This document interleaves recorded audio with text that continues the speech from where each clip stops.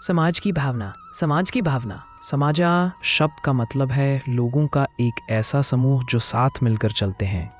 सभी लोग एक जैसी ताकत या बुद्धि वाले नहीं होते, इसलिए एक की कमियों को दूसरे को पूरा करना होता है। अलग अलग लोगों में अलग अलग क्षमताएं होती हैं। कुछ लोगों में शारीरिक ताकत होती है लेकिन दिमाग नहीं। दूसरों के पास दिमाग होता है लेकिन काम करने की ताकत नहीं। और कुछ लोगों के पास ना तो ताकत होती है और ना ही दिमाग, लेकिन वे अपने सुपरवाइज़र में शांतिपूर्ण मन से अच्छा काम करते हैं। हम अपने आसपास हमेशा अलग अलग तरह और गुणों के लोग देखते हैं। इस दुनिया के कच्चे नियमों के हिसाब से कोई भी पूरी तरह से आज़ाद नहीं है। हर कोई किसी न किसी तरह से दूसरे पर निर्भर रहता है। हर कोई दूसरों से मदद लेकर अपनी कमियों को पूरा करता है। जब लोगों का एक बड़ा समूह आपसी समझ के आधार पर अपने आपसी मतभेदों को दूर करने की कोशिश करता है तो हम उसे समाज कहते हैं। समाज कैसा होता है? यह तीर्थ यात्रा पर जा रहे लोगों के समूह जैसा होता है। जरा उस दृश्य की कल्पना करें। मान लीजिए कि तीर्थयात्रियों में से किसी एक को हैजा हो जाता है। क्या बाकी लोग बीमार आदमी को पीछे छोड़कर अपना रास्ता जारी रखेंगे? नहीं, यह उनके लिए सोचा भी नहीं जा सकता, बल्कि वे 1 या 2 दिन के लिए अपनी यात्रा रोक देंगे और उसे उसकी बीमारी से ठीक करेंगे। अगर वह चलने के लिए बहुत कमज़ोर है तो वे उसे अपने कंधों पर उठा लेंगे। अगर कुछ लोगों के पास खाना कम पड़ जाता है तो दूसरे लोग अपना खाना उनके साथ बांटते हैं। वे मिलकर अपनी चीज़ें बांटते हैं और साथ मिलकर एक साथ गाते हुए आगे बढ़ते हैं। दूसरों के साथ आगे बढ़ने की अपनी उत्सुकता में वे अपने छोटे मोटे मतभेदों को भूल जाते हैं, जिनके कारण उनके परिवारों में यहाँ तक कि 3 पीढ़ियों तक गुस्से में बातचीत और कोर्ट कचहरी के मामले हो सकते थे। ज़मीन के विवाद में शिकायतकर्ता की याचिकाओं के कारण कुछ लोग ज़मीन की कीमत से 10 या 20 गुना ज़्यादा खर्च कर देते हैं। इस सामूहिक आंदोलन से होने वाले सहयोग का सार कंजूसी की बाधाओं को तोड़कर व्यक्ति के दिमाग का विस्तार करना है। मैं दोहराता हूँ कि एक सच्चा समाज तीर्थयात्रियों के ऐसे समूह जैसा होता है जो एक साथ यात्रा करते समय एक गहरा मानसिक जुड़ाव महसूस करते हैं, जो उन्हें अपने व्यक्तिगत और सामाजिक जीवन की सभी समस्याओं को हल करने में मदद करता है। अगर हम समाज शब्द का पूरा मतलब समझें तो ये देखा जाएगा कि अब तक इंसान एक असली समाज नहीं बना पाया है। अगर भारत सिर्फ भारतीयों के लिए, पाकिस्तान सिर्फ पाकिस्तानियों के लिए और इंग्लैंड सिर्फ अंग्रेज़ों के लिए समाज बनाता है तो 3 अलग अलग समाज बनेंगे, लेकिन हम उन्हें इंसानियत का समाज नहीं कह सकते, क्योंकि इंसानियत ग्रुप्स में बंटी हुई है। इसलिए एक समाज स्वाभाविक रूप से दूसरों की ताकत का फ़ायदा उठाकर आगे बढ़ने की कोशिश करेगा। देखने पर आपको पता चलेगा कि दुनिया के किसी खास हिस्से में लोगों के किसी खास वर्ग के लिए और किसी खास वाद या विश्वास के आधार पर तथाकथित समाज बनाने की कोशिशें की जा रही है। ऐसे बंटवारों पर आधारित सामाजिक चेतना लोगों के मन में छिपी रहती है, चाहे वे भारतीय हों, पाकिस्तानी हों या अंग्रेज़। इसलिए वे अपने छोटे ग्रुप्स के विचारों में ही डूबे रहते हैं। असल में किसी बाहरी असर के कारण ही सामाजिक चेतना एक सच में सबको अपनाने वाली भारतीय, पाकिस्तानी या अंग्रेज़ी चेतना का रूप लेती है। एक गुलाम देश की सामाजिक चेतना तब सबसे ज़्यादा महसूस होती है जब लोग राज करने वाली औपनिवेशिक शक्ति के साथ युद्ध में होते हैं। आज़ादी के बाद वह चेतना खत्म हो जाती है। समाज विरोधी अलगाववादी प्रवृत्तियों के उदाहरण यही खत्म नहीं होते। एक ही देश के अलग अलग इलाकों में भी लोग एक सामाजिक ग्रुप में नहीं रहते। ब्राह्मणों, राजपूतों, कायस्थों और दूसरी अलग अलग जातियों के रीति रिवाज लोगों को अपने अपने समाजों से जुड़े रहने के लिए प्रेरित करते हैं, और फिर भी खुद को अलग दिखाने की समाज विरोधी भावना यहीं खत्म नहीं होती। राजपूतों में भी बुंदेला, राठौड़, सिसोदिया और चौहान जैसे और भी छोटे ग्रुप्स हैं, और ब्राह्मणों के पंचगौड़ीय और पंचद्रविड़ियों के बीच सामाजिक क्षेत्र में रिश्तेदार श्रेष्ठता के लिए समाज विरोधी उत्सुकता है। समाज को असल में किस हालत में पहुंचा दिया गया है? मैं इस बात को फिर से कहता हूं कि इंसान अभी तक एक इंसानी समाज नहीं बना पाया है और अभी तक एक तीर्थयात्री की भावना से चलना नहीं सीखा है। हालांकि कई छोटे ग्रुप्स अपने स्वार्थ से प्रेरित होकर खास स्थितियों में एक साथ काम करते हैं, लेकिन उनके काम का एक छोटा सा हिस्सा भी बड़े सामाजिक मकसद से नहीं किया जाता। सख्त परिभाषा के अनुसार क्या हमें यह घोषित करना होगा कि हर छोटा परिवार अपने आप में एक समाज है? अगर सिर्फ अपने छोटे से स्वार्थ या पल भर के फायदे के लिए आपसी तालमेल को समाज कहा जाता है, तो ऐसे समाज में विकलांगों, बीमारों या बेसहारा लोगों के लिए कोई इंतजाम नहीं किया जा सकता, क्योंकि ज्यादातर मामलों में किसी को भी उनसे किसी भी तरह का फायदा नहीं हो सकता। इसलिए यह कहना काफी नहीं होगा कि सभी लोगों का आगे बढ़ना सिर्फ अलग अलग मानसिक घटनाओं का एक सामूहिक रूप है, क्योंकि ऐसे में हमेशा कुछ लोगों के समूह से अलग थलग पड़ने की संभावना बनी रहती है। सभी इंसानों को प्यार के आम बंधन से एक दूसरे से जुड़ना चाहिए और हाथ में हाथ डालकर आगे बढ़ना चाहिए। अभी मैं इसे समाज कहूँगा। आप कई घमंडी और खुद को बड़ा समझने वाले लोगों को यह कहते हुए सुनेंगे, मुझे किसी की मदद की ज़रूरत नहीं है, मैं खुद ही बहुत अच्छा कर रहा हूँ, मैं किसी और के मामलों में दखल नहीं देना चाहता और ना ही मैं चाहता हूँ कि कोई मेरे मामलों में दखल दे। इस बात से ज़्यादा बेवकूफ़ी भरी कोई बात नहीं हो सकती। बीमारियों को ठीक करने के लिए दवा और नर्सिंग ज़रूरी है। लाश का अंतिम संस्कार करने के लिए पड़ोसियों की मदद की ज़रूरत होती है और खाने पीने और कपड़ों की रेगुलर सप्लाई के लिए किसानों और बुनकरों का सहयोग ज़रूरी है। याद रखें, इस ब्रह्मांड में कोई भी प्राणी आज़ाद नहीं है, कोई भी अकेला नहीं रह सकता। हर किसी का पूरे ब्रह्मांड के साथ एक अलौकिक रिश्ता है, कभी साफ दिखता है, कभी पता नहीं चलता।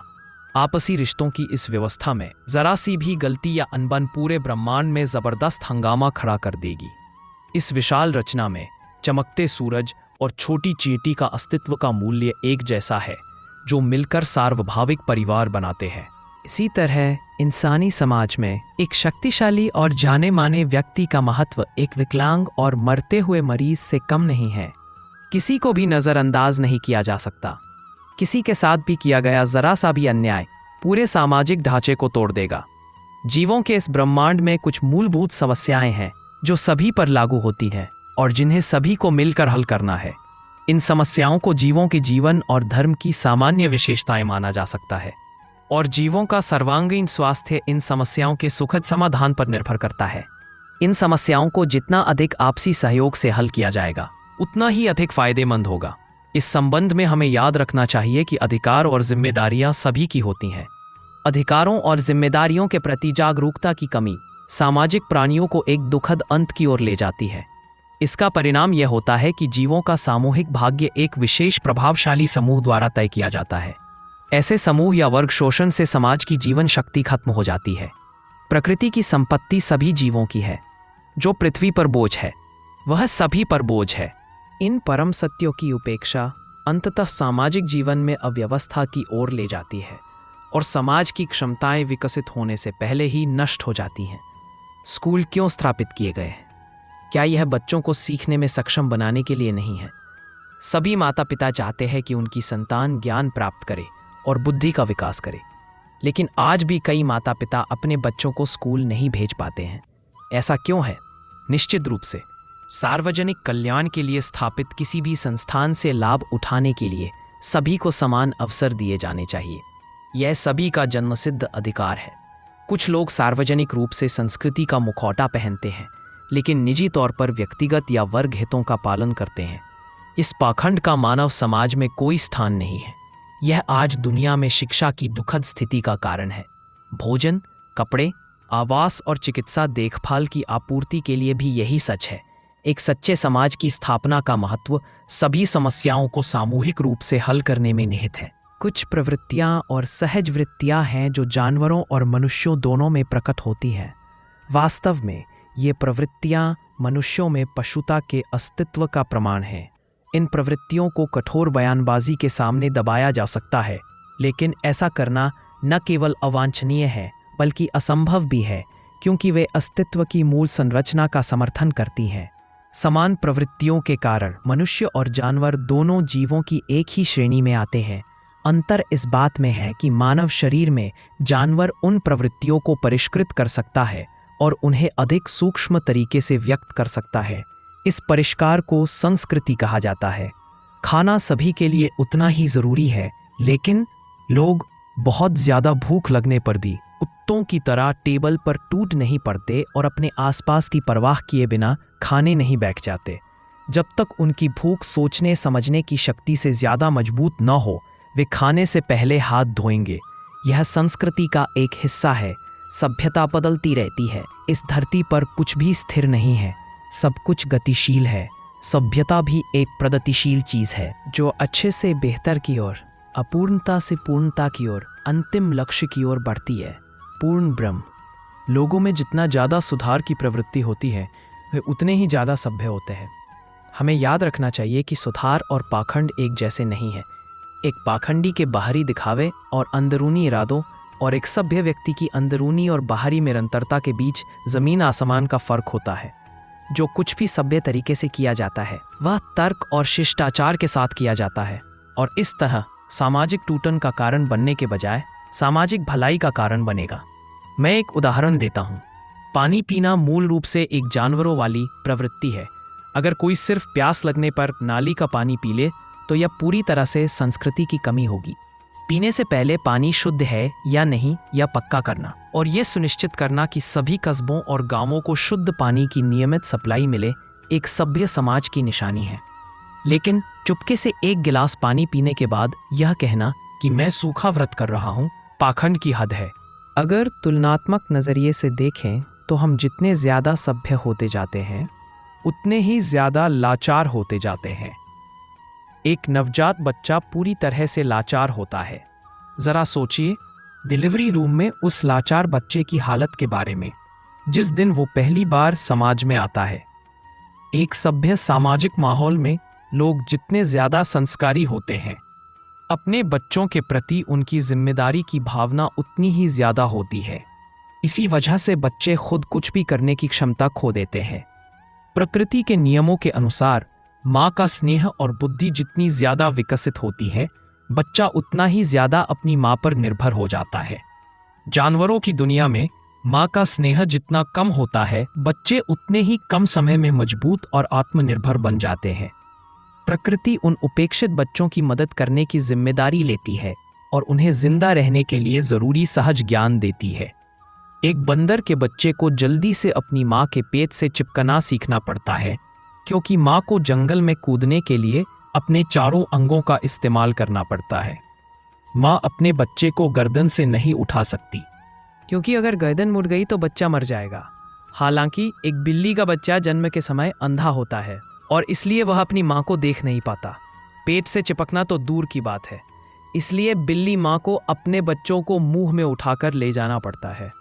दूसरी ओर एक गैंडे का बच्चा जन्म के बाद अपनी माँ से दूर भाग जाता है और ऐसा सही भी है क्योंकि माँ की जीभ इतनी खुरदरी होती है कि कई बार चाटने से बच्चा मर भी सकता है। गैंडे का बच्चा अपनी त्वचा के थोड़ा सख्त होने का इंतजार करता है फिर अपनी माँ के पास लौटता है। समाज को यह सुनिश्चित करना चाहिए कि इंसानी बच्चों की ठीक से देखभाल की जाए जो अपने अस्तित्व के लिए पूरी तरह से अपने माता पिता की देखभाल और सुरक्षा पर निर्भर होते हैं। ये लाचार बच्चे अपना दर्द और बेचैनी सिर्फ आंसुओं से ही बता सकते हैं। बच्चों को बचपन से लेकर बड़े होने तक पालना एक बहुत ही ज़रूरी काम है। मैंने पहले भी कहा है कि समाज के सदस्यों को मिलकर आगे बढ़ना चाहिए। नवजात शिशु भी इस रास्ते का एक और यात्री है। एक बच्चे को अपना साथी बनाना, उसे समाज में शामिल करना बच्चे का जातकर्म कहलाता है। जीवों को बुद्धि के आधार पर दो मुख्य समूहों में बांटा जा सकता है, वे जो अपनी बुद्धि बांटना चाहते हैं और वे जो नहीं चाहते। जो लोग बुद्धि के आदान प्रदान का समर्थन करते हैं उनमें सामाजिक जागरूकता ज़्यादा होती है, लेकिन जो लोग इसका विरोध करते हैं वे आपसी समझ की कमी के कारण सामूहिक सामाजिक सोच विकसित नहीं कर पाते। इंसान मूल रूप से सामाजिक स्वभाव के प्राणी होते हैं। उन्हें हमेशा याद रखना चाहिए कि जिन लोगों में कम ताकत और काबिलियत है और जिन्हें कुदरत ने ज़िंदगी की लड़ाई में ज़िंदा रहने के साधन नहीं दिए हैं उन्हें साथ लेकर चलना चाहिए। जो लोग बेसहारा लोगों की मदद करने के लिए बहुत मेहनत करते हैं वे ज़्यादा सभ्य और ज़्यादा समझदार होते हैं। वे सामाजिक सोच वाले लोग होते हैं जो समाज के गरीब, दबे कुचले और ठुकराए हुए लोगों को आसानी से अपना लेते हैं। आनंद मार्ग अपने दरवाजे खुले रखता है ताकि हर आदमी और औरत अंदर आ सके। कोई भी शामिल हो सकता है, कोई भी दूसरों के साथ मिलकर गा सकता है। लोगों का एकजुट मार्च जीत का मार्च है। आनंद मार्ग यह बात साफ शब्दों में कहता है। C 1956 DMC।